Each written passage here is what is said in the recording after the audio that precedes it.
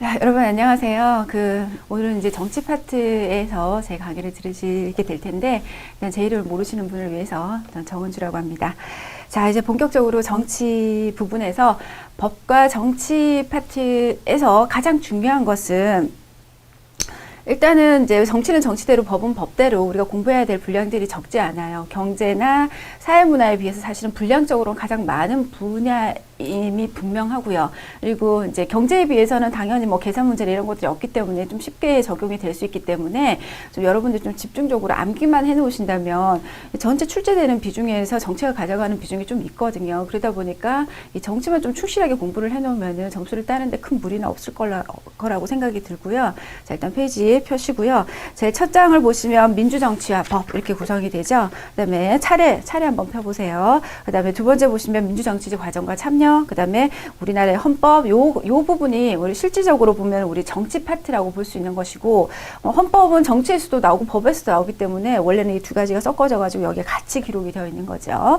그다음에 이제 구체적으로 민법 부분 개인생활과 법 나올 것이고요. 그다음에 사회법, 그다음에 공법 부분 사회생활과 법 이렇게 형법과 관련되는 부분 이런 것들이 출제되는 게 제 5장입니다. 그리고 마지막에 국제정치 파트 이렇게 해서 총 6장으로 정치가 구성이 되어 있는데 뭐 어디가 더 중요하다 덜 중요하다는 없어요. 정치 전반적으로 문제가 고루고루 분포가 되어서 출제가 되고 있는 상황이고요.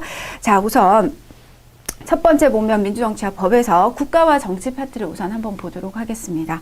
자, 우선 첫 번째 저랑 이제 밑줄 치면서 중요한 부분 제가 밑줄을 치라고 하면은 형광펜이든 뭐든 꺼내놓고 쫙쫙 치면서 넘어가도록 할게요. 그리고 필요한 부분은 제가 또 판서를 통해서 보충을 해 드리도록 하겠습니다. 자, 국가 정치에 보면 국가의 성립과 본질 나오죠. 그러니까 정치라고 하는 행위가 정치의 개념이 뭐냐 아직 잡지는 않았지만은 정치라고 하는 행위가 어떤 국가 집단 안에서 이루어지는 어떤 행위라는 거. 그래서 우리가 국가라는 개념을 먼저 잡고 넘어가는 겁니다. 그래서 국가가 도대체 무엇이며 국가가 어떻게 해서 성립되었는지 그런 것들에 대해서 이 부분에 다루게 되겠죠. 그래서 국가의 의미는 여러분들이 이미 다 알고 있을 것이고 그럼 그런 국가가 되려면 도대체 어떤 구성 요소를 가지고 와야 되냐 이게 핵심이죠. 그래서 여기 교재에 보시면 영토, 주권, 국민 이렇게 나와 있죠. 자, 영토, 국민, 주권이라고 나와 있는데 영토는 우리가 여기서 이제 교재에서 말하는 영토라고 하는 것은 땅만을 이야기하는 것이 아니에요. 그죠? 우리가 밟고 있는 영육, 그죠? 그거 우리가 흔히들 말하는 영토 하면 흑토자를 생각하면서 땅 이렇게 생각을 하는데 실질적으로 우리가 말하는 땅은 영육을 얘기를 하죠. 영육, 그다음에 영해, 영육과 영해의 상공인 영공을 합해서 우리가 모두 영공이라고 포함하면서 모두 영토라고 이렇게 명명하게 되겠죠. 자, 이 영토를 바탕으로 해서 누가 있어야 돼요? 그렇죠. 국민이 있어야 되죠. 그리고 국민이 된다고, 이제 국민이라고 하는 것은 대한민국의 국민이다. 그럼 대한민국의 국적을 갖고 있는 사람이어야 되는데 이 국적은 마음대로 가지고 싶다고 가질 수 있는 것이 아닙니다. 그죠? 일정한 어떤 성립 조건이 형성이 되어야 되는 거죠. 뭐 선천적으로 대한민국에서 태어났다면 그럴 수 있겠지만 뭐 이민자도 있을 수 있는 것이고 여러 가지 여러분들이 다른 나라의 국적을 취득할 때도 힘든 것과 마찬가지로 대한민국의 국적도 따기가 쉽지는 않습니다. 자, 그 다음에 마지막으로 나오는 주권에다가는 별표를 꼭 해놔 주십시오. 이 주권에 대해서 묻는 질문들은 굉장히 많은데 자주 나오는 부분이에요. 근데 뭐 어렵지는 않죠. 대내적으로는 어떤 권한보다 국가가 가지고 있는 모든 공권보다 더 앞서고 있다. 대한민국의 주권은 누구한테? 국민에게 있다. 헌법 제1조 1항에 나와 있죠. 그래서 주권은 국민에게 있고, 그죠? 모든 국민은, 그죠?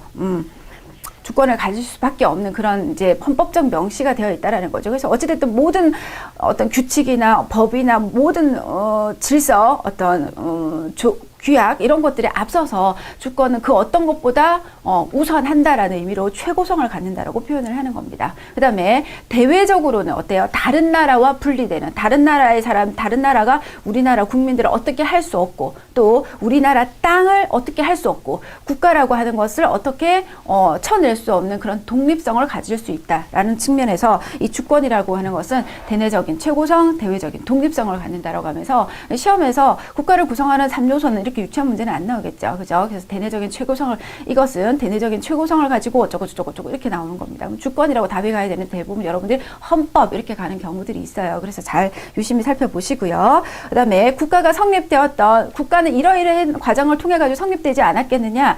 여러 명의 학자들이 많은 주장을 해왔었습니다. 많은 주장들 가운데서도 여기서 이제 신의설, 그 다음에 가족설, 실력설 쭉쭉 읽어보시면 되고요. 중요하지 않습니다. 우리한테 중요한 것은 only 하나죠.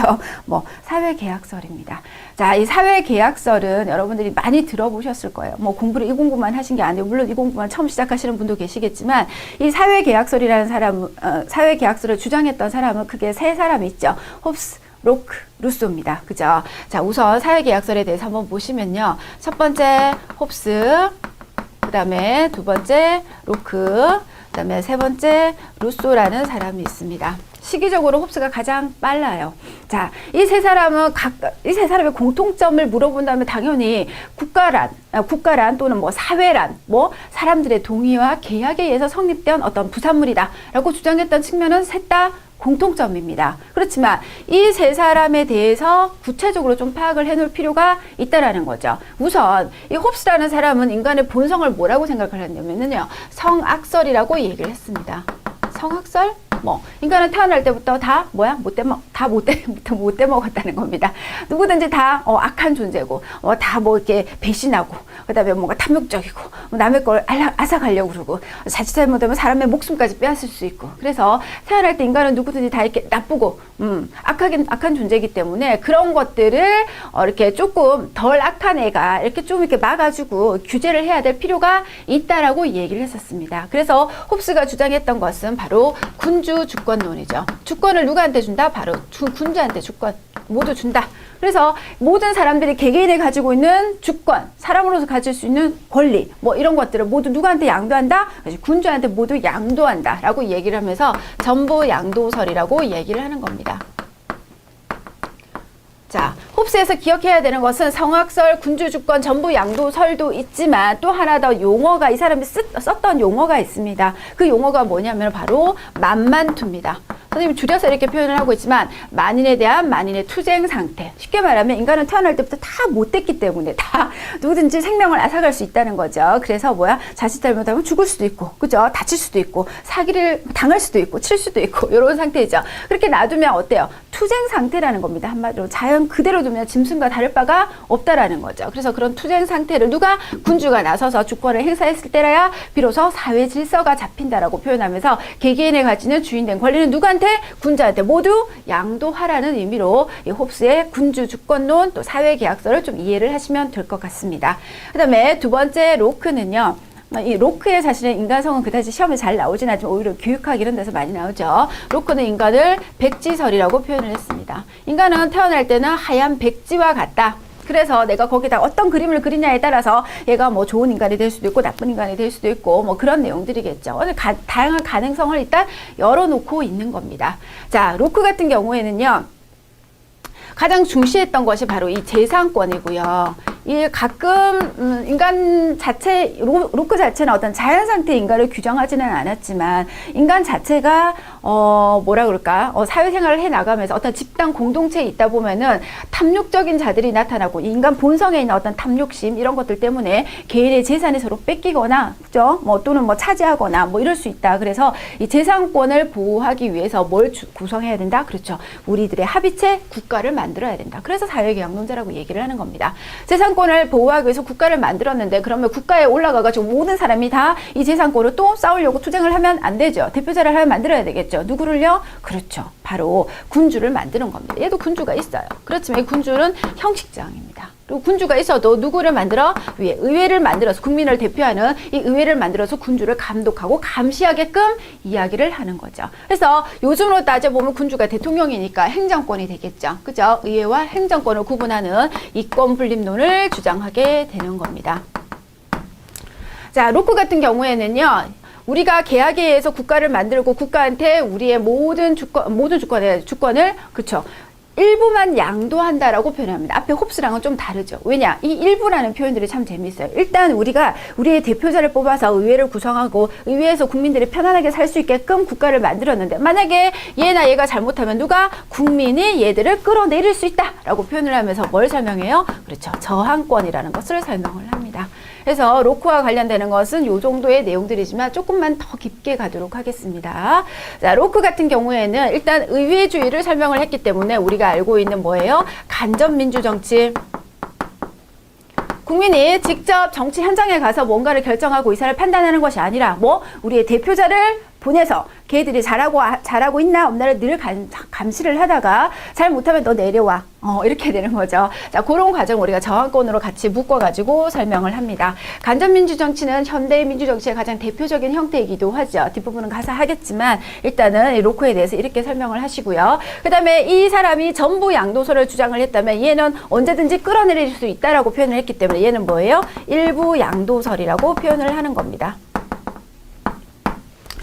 됐나요? 자, 그 다음에 일단은 양도를 하기는 하지만 얘는 일부만 양도를 할게 이 말이죠. 그렇지만 기본적으로 국민들이 너 내려와 해서 끌어내릴 수 있다라고 했었어요. 그래서 국민들이 가지고 있는 모든 주권을 얘한테 다 준다는 것은 아니죠. 그래서 기본적으로는 주권이 누구한테 있다? 그렇죠. 국민한테 있다. 그래서 국민 주권을 얘도 설명을 하고 있는 겁니다. 완벽하지는 않지만 여기서 말하는 루소만큼이나 완벽하지는 않지만 어찌됐든 주권은 일단 국민한테 있다. 그렇기 때문에 저항권을 행사할 수 있다라고 표현을 하는 거죠. 로크가 시험에서는 굉장히 홉스에 비해서 더 많이 나와요. 어떻게 보면은 홉스, 로크, 루소가 각각 너무나 다른 주장을 하면서도 결과적으로 공통적으로는 사회계약, 다시 말하면 국가라고 하는 것이 우리들의 합의에 의해서 이렇게 국가가 구성이 된다라고 표현을 한다는 측면에서는 또 아이러니하게 공통적으로 가고 있어요. 그 본질적인 내용들은 상당히 다름에도 불구하고요.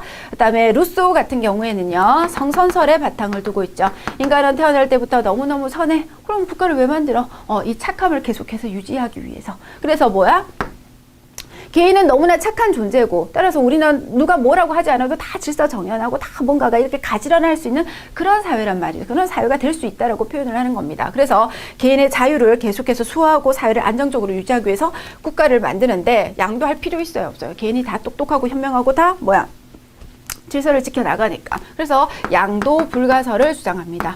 양도하지 않으니까 대표자가 필요해요? 안 해요? 필요 없어요. 그죠? 그래서 얘는 직접 민주정치, 그 다음에 완벽한 국민 주권론을 주장을 하는 겁니다. 그래서 루소와 홉스는 상대적으로 좀 설명할 것들이 많지 않은 데 비해서 로크가 굉장히 많죠. 설명할 것들이. 그래서 이 로크가 시험에서는 가장 많이 다루어집니다. 그래서 로크에 대해서 좀 더 집중적으로 좀 공부를 해놓으시고 우리 교재로 다시 돌아가도록 하겠습니다. 자, 교재 보면 일단 사회계약설이라는 제목에다 밑줄을 쳐두시고 자, 인간이 자연 상태에서 이 자연 상태라고 하는 것이 얘는 뭐야? 만만투. 내버려 두면은 투쟁 상태고, 자연 상태가 굉장히 질서정연한 그런 자연 상태라고 표현을 하는 겁니다. 자, 자연 상태에서 확보할 수 없었던 개인의 생명, 재산, 그 다음에 자유를 보장하기 위해서. 여기서 생명, 자유, 재산이라는 말을 좀 기억해둬야 되는 게 뭐냐면은, 이 홉스 같은 경우는 자칫 잘못하면은 죽을 수도 있다. 그래서 개인의 생명권을 보장받기 위해서 국가가 필요하다고 했던 사람이고, 로크는 탐욕적인 자들이 나타나서 나의 재산권을 침해할 수 있기 때문에 국가를 구성해야 된다라고 했던 것이고 얘는 개인이 가지고 있는 어떤 성설은 다 있지만 개인의 그 자유의 본질적인 내용들을 좀 더 잘 보장하기 위해서 국가가 필요하다라고 했으니까 자유권을 강조하고 있다라고 표현을 합니다. 다 강조하고 있는 바는 조금씩 차이가 있다라는 거죠. 그래서 이런 내용들을 좀 같이 알아두시면 좋겠어요. 자, 홉스 안으로 들어갈게요. 밑줄 칠 부분 쫙쫙 치고 넘어갑니다. 핵심적으로 나오는 용어들만 밑줄을 치겠습니다. 홉스 들어가면요. 자, 기억의 뒷부분 가면 만인에 대한 만인의 투쟁 상태, 이 부분 만만투라고 표현했었죠. 그 부분 밑줄 쳐 놓으시고요. 그다음에 기억의 가장 뒷부분 보면 절대군주, 그다음에 군주 주권론 이렇게 표현을 했던 거. 자, 보이죠? 그 다음에 밑에 그 니은에 보시면 완전히 양도함에 가로 열고 전부 양도설이라고 좀 적어 놓으시면 좋을 것 같습니다. 자, 그 다음에 이 사람이 강조했던 기본권은 뭐냐? 자기 보존의 욕구 또는 생명권이라고 볼 수 있어요. 이렇게 좀 같이 좀 정리를 해 놓으십시오. 그 다음에 로크 같은 경우에는요. 자, 기억에 보면 탐욕적인 사람 밑줄 쳐 놓으시고요. 그 다음에 제일 마지막에 보면은 니은의 제일 마지막에 보면 저항권 행사라고 되어 있죠. 네, 그렇게 해놓으시고요. 그 바로 윗줄에 보면은 입헌 군주. 군주라고 하는 사람이 입헌, 헌법을 세워놓고 군주는, 그죠? 헌법에 따라서, 그죠? 통치를 해야 하는 그런 위치에 있는 군주. 그래서, 군주의 주권을 어느 정도는 제한하고 있다라는 거죠. 그래서 국민 주권론 밑줄 쳐 놓으시고요. 밑에다가 적어 놓으시는데 뭐라고? 일부 양도설 또는 간접 민주정치. 일부 양도설 점 찍고 간접 민주정치. 이렇게 좀 같이 적어 놓으시면 좋겠습니다. 그 다음에 세 번째 루소 보시면요. 자, 루소는 가장 많이 나오는 용어가 바로 일반 의사입니다. 자, 일반 의사에 입각한 일반 의사라는 밑줄 쳐놓으시고요. 그 다음에 밑에 국민주권론 밑줄 쳐놓으시고요. 그 밑에 양도 불가설 밑줄 치고 간접이 아니라 뭐 직접민주정치 밑줄 쳐놓으시길 바랍니다. 자, 이렇게 해서 홉스록 루소에서 용어들의 의미들을 설명했던 의미들을 충분히 파악하셨을 거라고 생각이 들고요. 우리 방송 수업이 좋은 건 뭐예요? 이해를 못하면 다시 돌려서 보는 겁니다. 그렇죠? 그래서 계속해서 반복적으로 한번 보시고요. 특히 다른 것들은 뭐 필요 없어요. 나오지도 않고요. 볼 필요도 없고요. 사회계약, 이 사회과 전체에서 나올 게 얼마나 많은데 이런 걸 내겠습니까? 자, 그 다음에 세 번째 국가의 기능인데요. 자, 국가의 기능, 1차적 기능, 2차적 기능은 그냥 한번 읽어보시면 될 것 같고요. 그 다음에 국가와 사회 집단의 차이점. 요거는 뭐 사회 문화랑도 밀접한 관련을 맺고 있죠. 그래서 뭐 집단의 성립 요건에서 뭐 두 사람 이상이 뭐 공동의 목표를 가지고 지속적인 상호작용할 때 우리는 집단이라고 한다. 그럼 국가도 집단이냐? 네, 집단이죠. 두 사람 이상이 공동체의 목표를 가지고 지속적 상호작용을 하죠. 그럼에도 불구하고 다른 집단과는 어떤 차이가 있는데 라고 하는 부분, 그래서 부분을 한번 보시면 우선 이 구분 밑에 있는 지속성, 가입과 탈퇴의 자유, 그다음에 포괄성, 강제성 이 부분들을 한번 보도록 하겠습니다. 일단 국가는 지속적이죠. 내가 죽는다고 해서 국가가 망하는 게 아닙니다. 그죠? 지속적이고 구성원이 달라진다고 해서 국가가 달라지는 것은 아니다 이 소린 거고요. 물론 국가가 때에 따라서는 망할 수도 있지만 다른 집단에 비해서는 그게 흔한 일은 아니라는 거죠. 그다음에 가입과 탈퇴의 자유, 자유롭지 않습니다. 내가 대한민국 국민이 되고 싶다고 해서 함부로 될 수 없는 것과 마찬가지로, 그죠? 자유롭지 않고요. 그 다음에 포괄성, 그죠? 어떤 집단은 그 집단의 일에만 신경을 쓰고 관여를 하지만 이 국가라고 하는 것은 뭐 정치, 경제, 사회 부분 모든 부분에서 다 관정을 하고 신경을 쓰고 있습니다, 그죠? 그래서 그런 어떤 영역, 그 다음에 행위 규제나 이런 것들이 미치는 범위가 상당히 넓다라는 거죠. 그래서 포괄성이라고 표현을 하고요. 그다음에 국가는 그죠? 법을 통해서 강제력을 행사할 수 있습니다. 나의 동의와 상관이 없는 겁니다. 그죠? 그래서 그런 강제력을 행사할 수 있죠. 그래서 국가가 가지고 있는 특성만 좀 파악을 해 놓으시면 될 것 같고요. 이제 그 국가라는 공동체를 바탕으로 해서 이제 우리가 본격적으로 정치라는 것을 배우게 될 겁니다. 그래서 정치가 뭔데? 부터 시작을 하는 겁니다. 도대체 정치라는 건 뭐냐? 그랬더니 이스토리라는 사람이 표현했던 이 정치란 사실은 이 정치라고 하는 것이 여러분들 우리가 생각하는 뭐 한나라당, 그다음에 뭐 더불어민주당 뭐 이런 집단만 머릿속에 막 떠오르지만 뭐 정치하면 골 아픈 거 뭐 이런 것만 떠오르지만 실제로 정치라고 하는 것은 어떤 사회적 가치를, 이건 이스턴이 했던 말입니다. 사회적 가치를 뭐 권위적으로 배분하는 활동, 이걸 정치라고 한다라고 이스턴이 주장을 했습니다. 그러면 이때 표현할 수 우리가 이게 찾아봐야 되는 문구가 두 가지가 있어요. 사회적 가치가 도대체 뭐냐? 요거 하나. 그죠? 권위적, 이게 도대체 뭐냐? 이거죠. 자, 간단히 표현하면 사회적 가치라고 하는 것은 너도 갖고 싶고 나도 갖고 싶고 어떤 가치로운 것, 뭐예요? 우리가 흔히 갖고 싶어. 부, 권력, 사회적 지위 이런 것들입니다. 그죠? 그러니까 그런 사회적 가치를 국가가 뭐 어떻게 권위적으로 배분해. 이 권위가 뭡니까? 권위라고 하는 것은 그죠? 집에서 아버지가 권위적이다 이렇게 표현을 하죠. 그러니까 우리가 암묵적 복종을 하고 있는 겁니다.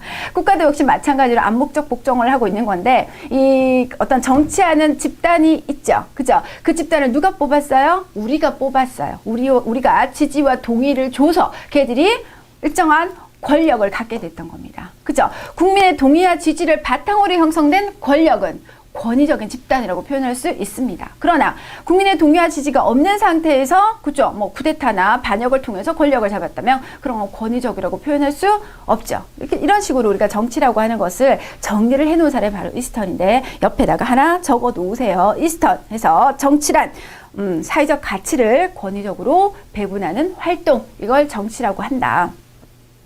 자, 이렇게 표현했으면은 이제 정치라는 개념을 좀 작은 집단으로 한번 가져와 볼게요. 우리 집 내에서도 내가 아버지한테 자발적으로 복종, 동의하고 지지한다고 사인 한번 한 적은 없지만 자발적인 복종하고 있습니다. 그죠? 그래서 아버지의 권위가 어느 정도 형성되어 있어요. 그렇지만 그 권위가 너무 나를 누르고 억압할 때는 아버지한테 가끔 아버지 이러면서 그죠? 뭔가 이게 저항을 할 때도 있죠. 그죠? 그래서 어찌됐든 우리가 선생님이 좀 웃으라고 한 소리지만 이 정치라는 개념이 국가라는 큰 틀 안에서 있는 국가 조직을 운영하는 이런 형태만 생각을 하실 게 아니라 좀 좁은 의미에서의 정치라고 보실 수도 있습니다. 예를 들면은 회사 집단, 군대 집단, 뭐 이렇게 작은 집단 안에서도 이 정치가 있죠. 어떤 가치를 권위적으로 배분하고 있는 형태들이 나오고 있습니다. 자발적 복종을 통해 가지고요. 그죠? 자, 그런 형태도 우리가 정치라고 얘기를 합니다. 그래서 우리가 정치의 의미를 크게 두 가지로 가지고 가시면 하나는 광의의 정치. 또 하나는 협의의 정치라고 표현을 합니다. 교재로 다시 넘어가겠습니다. 자, 첫 번째 정치의 의미 보시면요. 전통적 의미, 현대적 의미. 여러분 한번 스스로 읽어보시면 되고 그다지 어려운 내용은 없어요. 자, 현대적, 옛날에는 전통적인 규범적인 활동이고 권력을 투쟁하는 그런 과정이 그냥 정치다라고 했다면 요즘에는 그게 아니라 사회적 가치 갈등을 좀 해결하는 과정을 정치라고 하더라. 그 중에서 이스턴이라는 사람은 사회적 가치를 권위적으로 배분하는 그런 과정을 정치라고 정의했네요. 자, 그러고 나서 밑에 한번 볼게요. 정치를 보는 관점. 이게 중요한 겁니다. 위에 부분보다 이게 더 중요하죠. 우선 정치는 국가 현상설과 집단 현상설이라고 표현을 하고 있는데 국가 현상설에 가로 열고 이렇게 적어 놓습니다. 협의의 정치, 좁은 의미의 정치. 됐나요? 그 다음에 집단 현상설에 뭐라고? 광의의 정치, 넓은 의미의 정치 이런 표현인 겁니다. 협의의 정치라고 하는 것은 뭐냐면은 국가 권력을 작용하기 위해서 움직여지는 그런 활동, 우리가 생각하는 그 정치 뭔지 알죠? 자, 그 정치를 그러니까 정치라고 하는 건 사회적 가치를 권위적으로 배분하는 그런 현상은 뭐야? 국가 권력이 좌지우지되는 그런 상태만을 나타낸다라고 표현했을 때는 협의라는 거죠. 그렇지만 우리 사회 어떤 집단이나 어떤 조직이나 이런 부분에서 다 정치라는 것이 그 내부적으로 존재한다라고 보는 것은 정치를 굉장히 넓게 보고 있다라는 표현인 겁니다. 그래서 광의 정치라고 얘기를 하는 거죠. 그래서 위에는 국가 현상설, 밑에는 집단 현상설이라고 표현을 하는 겁니다. 우선 국가 현상설 한번 읽어보고 넘어갈게요. 자, 정치는 국가 특유의 현상으로 국가와 관련된 일을 결정하는 사람들의 활동, 우리가 알고 있는 그 정치. 오케이? 자, 두 번째 집단 현상설 볼게요. 정치는 모든 사회 집단의 활동에서 나타나는 현상으로 국가도 다른 사회 집단과 유사하다. 그렇죠? 모든 집단에는 다 정치적인 작용이 있어. 우리 집에서도 있고, 학교에서도 있고, 그렇죠? 그다음에 회사에서도 있고, 그렇죠? 이런 모든 집단에서 다 나타나는 게 정치인데 그게 따로 떨어져서 국가에서 또 하는 것도 정치라고 할 수도 있다. 그래서 하나의 일부분일 뿐이다라고 표현하는 거죠. 그래서 집단 현상설이라고 보는 겁니다. 자, 그 다음에 정치의 성격 한번 읽어보시고 양면성, 권력성, 민주정치의 본질 중요한 내용은 아닙니다. 자, 세 번째 정치의 다의적 기능. 자, 근대 이전의 사회, 근대 사회, 현대 사회에서 정치의 기능이 뭔가 다의적 기능이라고 해서 정치의 기능이 다양하고 폭넓어지고 확대되고 있고 이런 내용들을 지금 설명을 하고 있는 겁니다. 과거에 비해서 어떤 정치를 직접적으로 담당하고 있는 사람들이거나 아니면 역시 국민들도 마찬가지로 교육이나 계몽을 통해서 의식이 깨어났죠. 그러다 보니까 정치에 참여하는 비중, 그다음에 정치판에 이렇게 표현하면 좀 그렇지만 정치 체계에 자신의 의사를 개진하는 그런 과정, 이런 과정들이 다 좀 더 폭넓어지고 확대되어 가고 있더라는 내용들입니다. 그래서 그다지 어려운 내용들은 아니고요. 정치의 규범적 기능 필요 없습니다. 안 하셔도 되고요. 그다음에 두 번째 민주정치의 원리와 유형 들어가도록 하겠습니다. 자, 어떻게 보면은 오늘 해야 되는 부분의 가장 핵심적인 내용이라고도 볼 수 있습니다. 자, 민주주의의 원리와 유형에서 첫 번째 민주주의의 이념 한번 보겠습니다. 양가로 1번에 보시면 데모크라시라고 나와 있죠. 그죠? 발음 괜찮은지 모르겠지만 자, 데모스와 크라토스라고 하는 민중 플러스 지배라는 개념을 합쳐서 데모크라시라는 말은 말 그대로 민중에 의한 지배자에 의한 지배가 아니라 민중이 직접적으로 통치하고 지배, 이런 표현들을 쓰는 겁니다. 이제 그리스 로마에서부터 우리가 민주주의의 어원을 찾을 수가 있는데, 자, 그때 그리스 시대에 우리가 민주주의라고 표현을 하는 것은 여러분들 많이 들어봤겠지만, 그때 당시에는 선거나 이런 과정을 통해서 있었던 것이라 일단은 모든 국민들이 정치에 참여할 수 있었습니다. 물론 여기서 몇 그룹은 좀 빠져 있습니다만 그건 조금 이따가 설명을 할게요. 어찌됐든 시민이라면 이 시민의 개념이 그때의 시민과 지금의 시민이 좀 개념이 다를 뿐이에요. 근데 어찌됐든 그 당시에 시민이라면 누구든지 그렇죠? 표를 던져가지고 정치에 참여할 수도 있었고 또 스스로 정치를 할 수 있는 어떤 임무를 맡을 수 있는 그런 능력도 모두 다 가지고 있었습니다. 누구든지. 왜? 그 당시에는 지금처럼 투표를 통해서 했던 것이 아니라 추첨, 복걸복이죠. 로또처럼. 그다음에 또는 뭐 윤번이라고 표현합니다. 돌아가면서 번을 산다고. 우리 학교 다닐 때 주번이라는 말을 많이 쓰셨죠, 그죠? 이 주번 하면 뭐 그 주에 뭐 자기 일을 해야 되는 겁니다. 그래서 얘들 윤번 돌아가면서 번을 서면서 뭐 예를 들면은 뭐 정치적으로 뭐 군대의 대장이 된다거나 뭐 이런 과정들을 다 겪게 돼. 누구든지 한 번이면은 평생 동안 누구든지 한 번이면 공직에 취임할 수 있는 기회가 이 당시에는 다 주어졌던 그런 시대가 바로 이 그리스 로마 시대였죠. 그래서 그리스 시대에는 곧 이렇게 표현을 하는 겁니다. 치자와 피치자. 치자, 다스리는 사람. 피치자, 다스림을 당하는 사람. 이 뭐야? 같다. 그래서 이런 같다를 동일성의 원리라고 표현을 하는 거죠. 자, 그런 단계를 거치면서 하다 보니까 당연히 민중에 의한 지배라는 말이 너무나 자연스러웠던 겁니다. 그래서 민주주의 어원이 여기서부터 이렇게 시작이 되는 것이고, 그러고 나서 두 번째 들어가겠습니다. 민주주의의 다이성이라고. 민주주의라는 의미가 뭐 다양해 이 소리죠. 자, 민주주의라고 하는 것은 정치 형태로서의 민주주의 아니다. 생활 원리 또는 이념으로 쓰인 민주주의다라고 표현을 하기도 하고요. 그 다음에 최근에서는 생활 양식으로 쓰인 민주주의 이렇게 표현을 하고 있죠. 시기적으로 보시면요. 정치 형태가 가장 먼저, 그 다음에 이념, 그 다음에 생활 형태, 생활 원리로 쓰인 민주주의라고 이렇게 표현을 하는 겁니다.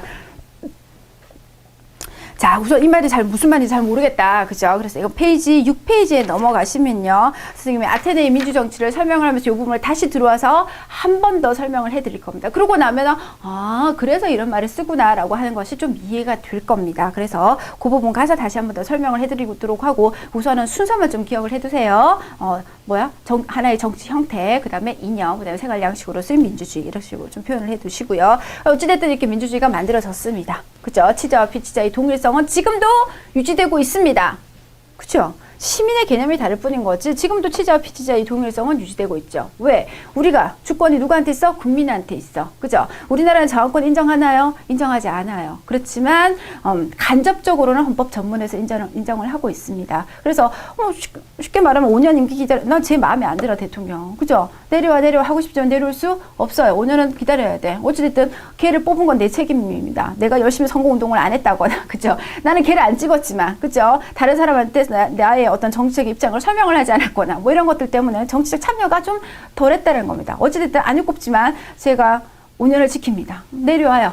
그죠? 5년 뒤면 내려옵니다. 우리나라는 5년 단임제죠. 그러고 나서는 뭐예요? 다음에 또 안 뽑으면 됩니다. 그때는 뭐야? 더 적극적으로 이제 내가 마음에 드는 후보자를 올리기 위해서 막 사람들한테 떠벌리고 다니고 선거운동하고 활성화하고 이렇게 해야지. 그죠? 물론 선거법이 위반되지 않는 범위 내에서 그래서 운동을 해서 자신의 의견을 피력할 필요가 있죠. 결국에는 그런 개인들의 노력을 통해서 자신의 스스로가 치자가 되는 겁니다.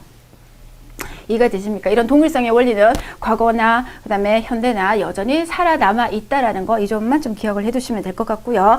이렇게 만들어진 어찌됐든 그 의미가 어떠하든 간에 어찌됐든 민주주의의 근간은 치자와 피치자의 동일성이 유지되는 것이다라고 한다면 이 민주주의의 기본적인 이념은 도대체 뭐냐? 여러분들 많이 들어보셨을 겁니다.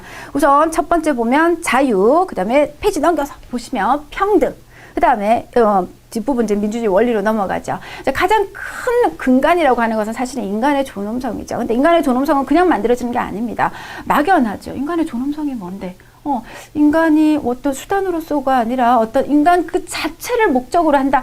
이 말도 잘 이해가 안 되는 경우들이 많습니다. 그러니까 인간을 수단시해서는 안 된다. 뭐 이런 식의 표현의 다른 표현이기는 한데 말이 참 어렵죠. 자, 우선은 인간의 존엄성.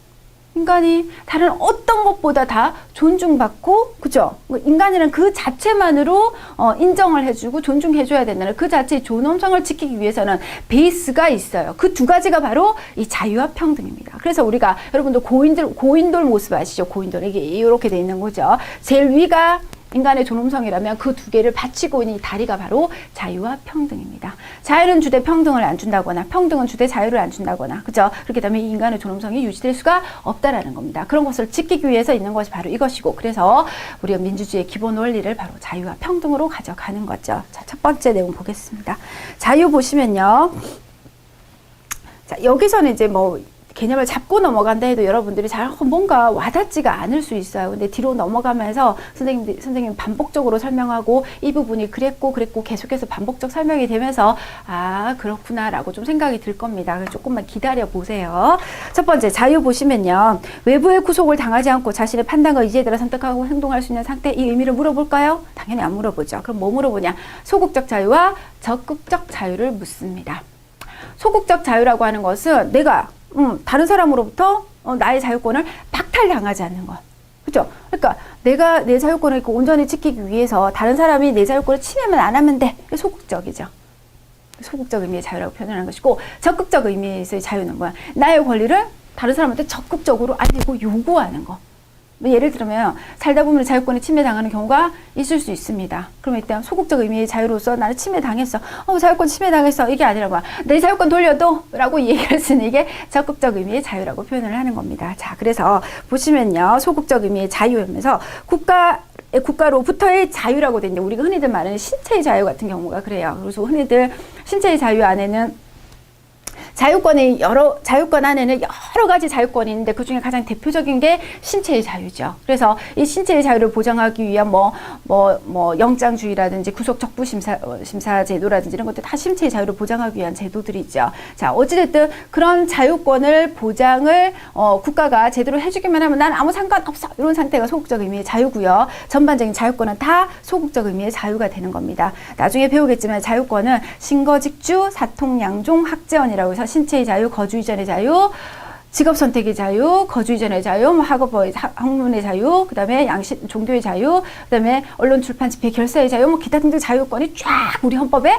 명시가 되어 있습니다. 그럼 모든 자유권이 다 이 소극적 의미의 자유가 됩니다. 국가가 나한테 요거 치지만 않으면 돼. 요겁니다. 그렇지만 그 이에 나오는 이 참정권이나 또는 더 한 발짝 더 나가서 국가한테 해줘 하고 요구할 수 있는 자, 사회권 같은 경우에는 이제 좀 적극적 의미의 자유권이라고 볼 수가 있는 거죠. 일단 적극적 의미의 자유 보면요. 국가의 자유, 국가로의 자유, 국가에 의한 자유, 국가로부터의 자유. 용어가 너무 많죠. 자, 국가가 나한테 침해만 하지 않으면 돼. 국가로부터의 자유는 소극적 의미의 자유고, 국가의 자유는 국가한테 내가 나의 의사를 개진하는 겁니다. 그래서 아까 그랬잖아요. 투표할 때 마음에 안 들지만 참아야지 할 수 없지. 그래서 내가 그 다음번에는 딱 내가 원하는 사람을 뽑아서 정계에 보내서 나의 의지를 법적으로든 어떻게든 좀 실현할 수 있게끔 이렇게 만드는 그런 형태 적극적이죠. 그래서 능동적 권리라고 하는 이 참정권이 바로 또 적극적 자유라고 표현할 수 있습니다. 지금 뭔 말인지 들어도 잘 이해하실 수 없을 수 있어요. 뒷부분 가면 헌법 공부하면서 조금 더 이제 자리가 잡힐 겁니다. 그 다음에 국가에 의한 자유. 이건 뭐예요? 국가가 나한테 직접적으로 뭔가를 해줘야지 되는 겁니다. 이건 뭐야? 사회권이에요. 그래서 우리가 교육의 자유, 그 다음에 여성과 관련되는 환경과 관련되는 그런 내용들 있죠. 노동, 이런 관련되는 것들이 전부 다 사회권에 해당이 되는 겁니다. 이따 가서 다시 한번 더 볼게요. 일단 소극적 자유와 적극적 자유. 소극적 자유는 나 건드리지만 마, 이겁니다. 적극적은 내가 원하고 뭔가를 요구를 하는 이런 상태를 우리가 적극적 자유라고 표현을 하는 거죠. 자, 그래서 밑에 평등과 결부는 여러분들이 한번 읽어보시면 되고요. 그 다음에 평등 들어가도록 하겠습니다. 자, 평등은 사회 불평등 구조를 타파하여 법 앞에 평등, 기회 균등, 그 다음에 능력과 업적에 따른 대우 이렇게 표현을 하고 있는데 이 평등이라는 개념을 사실 잡기는 참 힘들어요. 우리가 말하면 불평등한 거 아니에요? 공평하지 않는 거 아니에요? 이렇게 표현하는 경우도 상당히 많죠. 그래서 평등이라는 개념을 우리가 사회과 법으로 가지고 와서 보면은 크게 두 가지로 나눌 수가 있습니다. 하나는 형식적 평등, 또 하나는 실질적 평등이라고 얘기를 하는 겁니다. 형식적 평등은 그겁니다. 사과 10개가 있어. 다 10명한테 똑같이 하나씩 나눠주는 겁니다. 실질적 평등은 사과 10개가 있지만 그 중에 잘 사는 애는 안 줄 수도 있고, 한 반 개만 줄 수도 있고, 못 사는 애는 하나 반 개를 더 줄 수도 있고, 이런 식으로 하는 것이 실질적 평등입니다. 그래서 우리가 생각할 때, 선생님 그건 역차별 아니에요? 이렇게 생각하실지 모르지만, 이 역차별이라고 하는 것은 함부로 쓸 표현은 아니고요. 한때는 이제 남자들이 군대 가는 것을 역차별이다. 또 여성들의 회사에서 무슨 생리휴가 주는 거 이런 것들을 역차별이다. 이렇게 표현을 하면서 남성들의 어떤 단체 이런 데서 이렇게 오히려 그런 것들을 걸고 넘어가기도 했었죠. 자, 그런데 문제는 그거는 합리적 이유에서의 차별이라고 표현을 하는 겁니다. 좀 전에 설명했듯이 장애인이거나 노동할 능력이 안 되거나 이런 사람들은 노력 사과를 한쪽 반 더 준 것은 합리적 차별이라고 표현을 하는 겁니다. 그래서 이제 그런 것들을 우리가 여기서 두 번째 나오는 배분적 정의, 또 실질적 평등이라고 표현을 하는 거죠. 이 개념이 용어는 낯설고 어렵지만은 의미의 구분은 그다지 어렵지는 않을 것 같아요. 그죠? 자, 모든 국민한테 똑같은 기회를 줍니다. 우리 헌법 제11조에 나와 있는 모든 국민은 평등권을 갖는다, 평등할 권리를 갖는다. 쫙 줍니다. 이건 뭐야? 다 평등해. 기회 평등을 설명을 하는 거예요. 이 기회 평등은 여기서 말하는 평균적 정의를 얘기를 하는 겁니다. 그래서 똑같이 기회를 줬어, 너희들한테. 그래서 어떤 놈은 열심히 노력해가지고 좋은 자리, 좋은 지위, 돈 갖습니다. 그죠? 근데 어떤 사람은 똑같이, 여러분 초중고 다 나왔잖아요. 학교 선생님이 그렇게 공부하라 그래도 어떤 놈은 하고 어떤 놈은 안 하잖아요. 똑같습니다. 그래서 근데 결과가 말을 해주는 거죠. 그죠? 그래서 그렇게 처음으로 주는 기회는 누구한테나 동등하게, 출발점을 동등하게 만들어주는 거예요. 기회를 똑같이 주는 거. 그런 것은 뭐예요? 평균적 정의라고 표현을 하는 겁니다. 됐습니까? 그 다음에 배분적 정의를 보시면요. 같은 것은 같게, 다른 것은 다르게. 여기다가 이렇게 좀 적어놓으세요. 합리적 차별이라고 좀 적어놓으세요. 그러니까 차별을 하기는 하는데 합리적으로. 누가 봐도 인정할 수 있는 그런 차별을 말하는 겁니다. 그래서 개인의 업적이나 능력에 따른 그런 거 아닙니까? 이 사람이 열심히 노력해가지고 판검사 됐어. 그죠? 얘가 월급 많이 받는 거 우리 인정할 수밖에 없어. 고개 숙일 수밖에 없어. 왜? 노력했으니까. 그게 바로 합리적 차별이라는 거죠.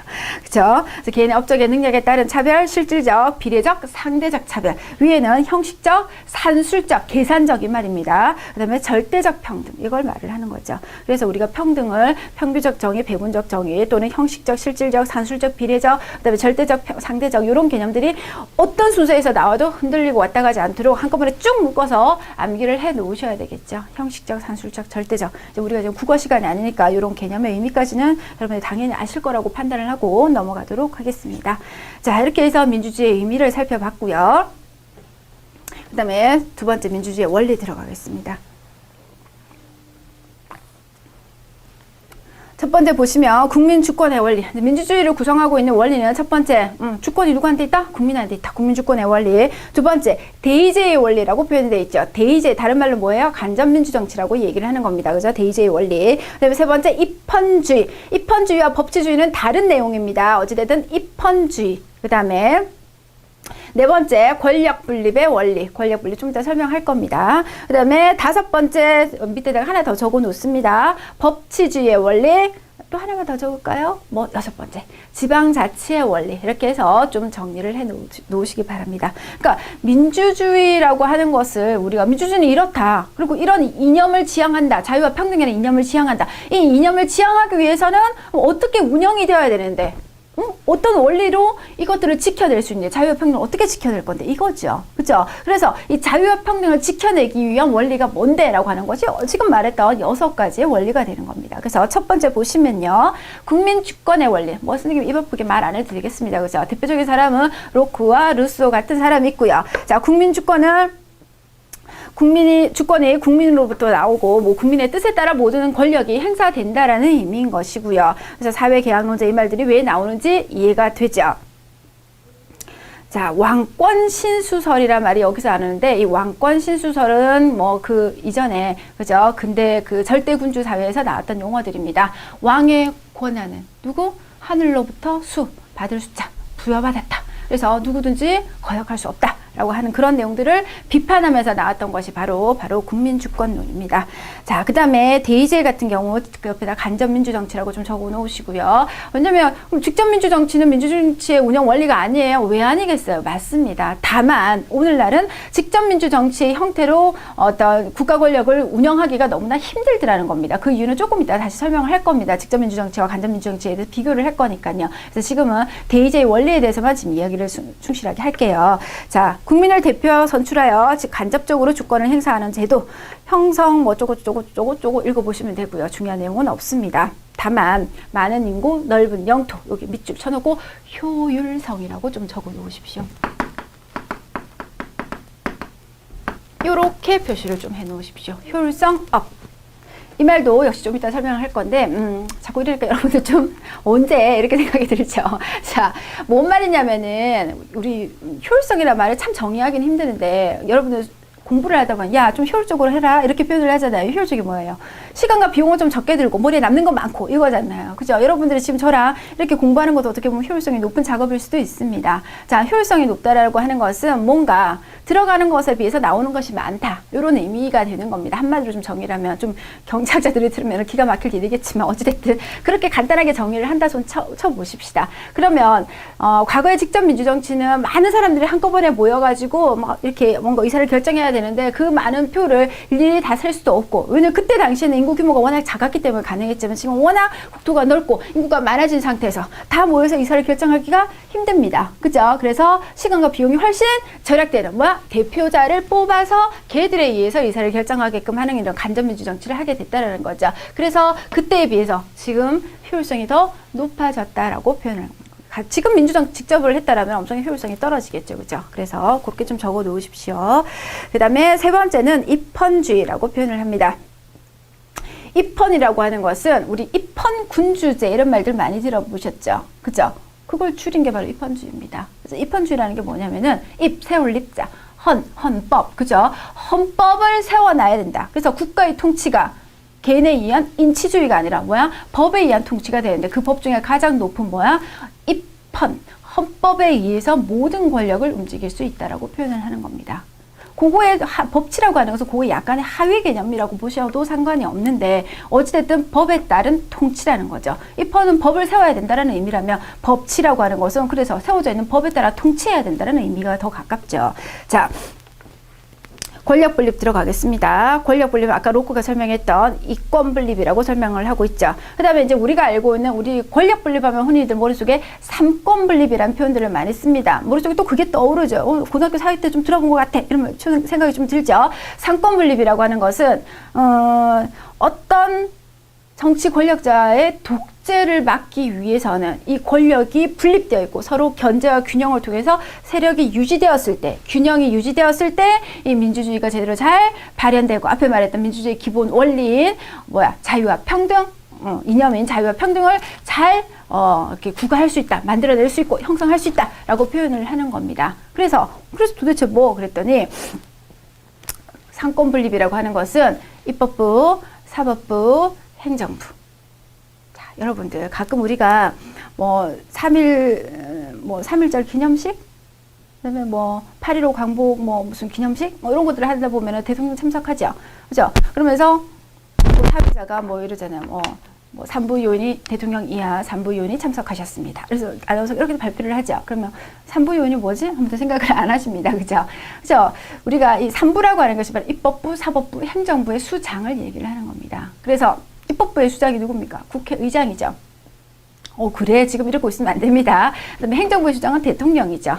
사법부의 수장은 대법원장입니다. 우리가 법적으로는 이 세 명의 권리가 동일합니다. 동등하고. 왜? 서로 다 견제할 수 있는 방법들이 법상에 존재하고 있어요. 그렇지만 대통령한테는 권한을 하나 더 줬어요. 국가 원수로서의 권한이죠. 그래서 이 두 사람보다는 얘가 뭔가 매스컴에 많이 보도되고 하니까 얘 권한이 탁월하게 높아 보이는 듯한 느낌이 듭니다. 그죠? 그래서 우리가 그 세 명의 권력이 서로 각각의 균형을 유지하고 서로 견제할 수 있는 방법들이 있기 때문에 세력 균형이 유지된다는 의미에서 권력 분립이라고 합니다. 만약에 대통령의 모든 사법권, 모든 입법권을 다 가지고 있다면 이건 뭐예요? 그렇죠. 이게 바로 독재가 되는 겁니다. 그래서 우리가 나중에 배우겠지만 박정희 시대 유신 체제 때 바로 이 대통령의 긴급조치권에 의해서 국회 업무를 정지시킬 수 있다라고 표현했던 거, 이게 바로 권력분립의 원칙을 저해했던 내용이라서 우리가 독재라고 얘기를 하는 겁니다. 독재가 그냥 독재가 나오는 게 아니죠. 자, 거기다가 하나 적어 놓습니다. 권력분립 옆에다가 로크, 아까 말했던 이권분립, 입법부와 행정권을 분할을 했죠. 나눴죠. 그 다음에 우리가 흔히 말했던 그 상권분립이라고 하는 것은 몽테스키웨. 자, 적어 드릴게요. 영어가 어렵죠.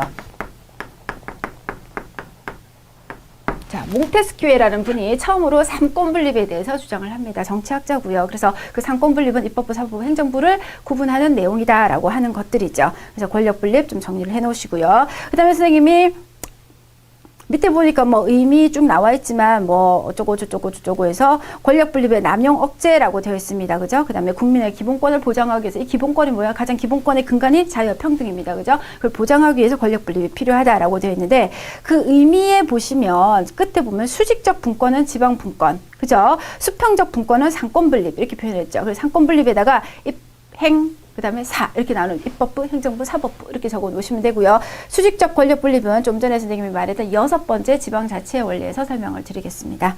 자, 5번째 의미였던 법치주의 설명드렸죠. 이 법치주의도 역시 형식적 의미에서 법치주의와 실질적 의미에서 법치주의가 있습니다. 말 그대로 법에 따라 통치한다. 그런데 법이 정해놓은 대로 그대로 통치를 하는 거 맞습니다. 그죠? 그럼 그렇게 법이 정해놓은 방향대로 그대로 통치를 하는 것을 우리가 형식적 법치주의라고 표현을 하는 겁니다. 됐나요? 자, 그 다음에 이 법이 만들어져 있는 사회적 배경 또는 이 법이라는 것이 여러분도 아시겠지만 법이 고정되어 있으면 썩습니다. 사회는 바뀌고 있는데 법이 고정이 되어 있다고 한다면 이 법이 사회를 제대로 반영해내지 못하고 있죠. 국민들의 동의, 요구, 지지에 의해서 이 법이 또 달라지고 변천되어 가야 되는 겁니다. 그죠? 근데 이 법이 가만히 고정이 되어 있다면 실질적으로 국민들의 삶을 제대로 잘 이렇게 보존해 나가지를 못하겠죠. 그죠? 그런 의미에서 이 법치주의도 시대에 따라서 법이 시대에 따라 좀 달라져야 한다라는 것에 대해서 좀 기억을 해 두셔야 될 것 같고요. 그 다음에 마지막 6번째로 말했던 지방자치의 원리입니다.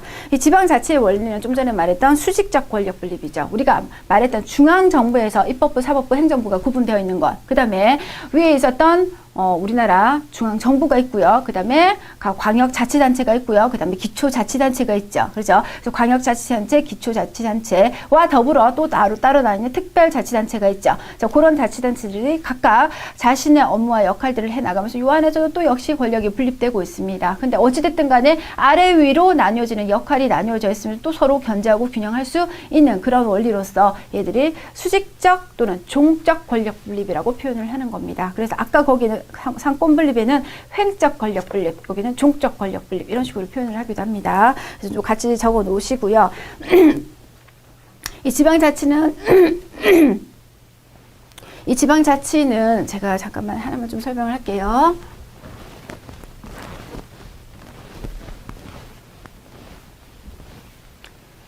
자, 원래 이 지방자치라는 개념은 지방의 사물을 지방 주민들이 스스로 결정하는 그런 정치 형태를 지방자치라고 표현을 하는 겁니다. 지방자치에서 관련되는 용어 중에 풀뿌리 민주주의 이런 말들 참 많이 들어보셨죠? 그죠? 자, 우선 지방자치를 보시면요. 용어만 그냥 간단히 좀 들어 놓으세요.